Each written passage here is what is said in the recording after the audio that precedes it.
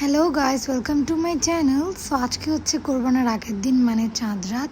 So অনেক কিছুই plan ছিল, আমি অনেক কিছুই করবো। আমি মেনলি মেহেদি দিব। সো আমি ট্রাই করবো এটা রিক্রিয়েট করে আমার আম্মুর হাতে করতে। দেখি পারি নাকি, চেষ্টা তো আমার থাকবেই যে রিক্রিয়েট করতে পারি নাকি।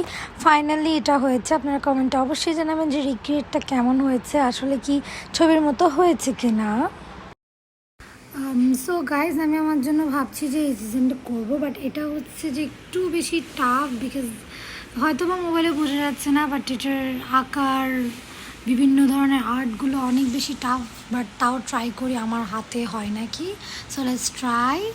সো গাইজ, আমার মেহেদি দেওয়া শেষ। আপনারা বলবেন যে কতটা সেম হলো। আমি জানি পাতাগুলো একদম সেম হয়নি, আমি যেরকম পারি সেরকমই দিছি পাতাগুলো, অ্যান্ড সব কিছু মোটামুটি সেম করারই ট্রাই করেছি। আপনারা অবশ্যই বলবেন কতটা রিক্রিয়েট হলো আর কেমন হলো আমার মেহেদি দেওয়া।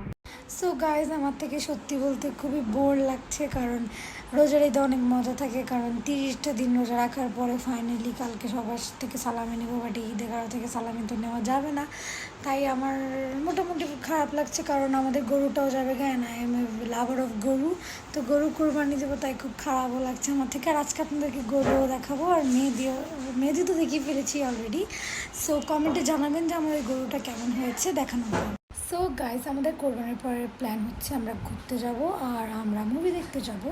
সো মুভি দেখবো যেটা শাকিব খানের বের হবে সেটা, অ্যান্ড ঘুরতে যাওয়াটা হচ্ছে আমরা 2-3 দিনের জন্য কোথাও যাচ্ছি না, বিকজ এখন টাইম ততটা নেই আমাদের হাতে। কিন্তু আমরা জাস্ট এমনি গাড়ি নিয়ে কোথায় যাবো সেটা ঠিক করিনি, বাট একদিনের জন্য গাড়ি নিয়ে ঘুরতে যাবো অ্যান্ড মুভি দেখবো।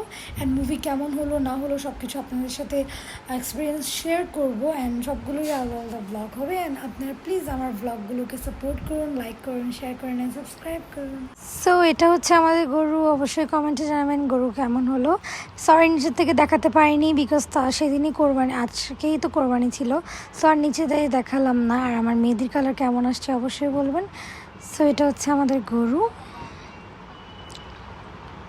কিছুক্ষণ আগে এটাকে দেখালাম, আর এখন হচ্ছে এটা কেটে কুটে এই অবস্থা। তো আমি গরু কাটার সময় সারাক্ষণই বসেছিলাম, সো খুব বোর হচ্ছিলাম।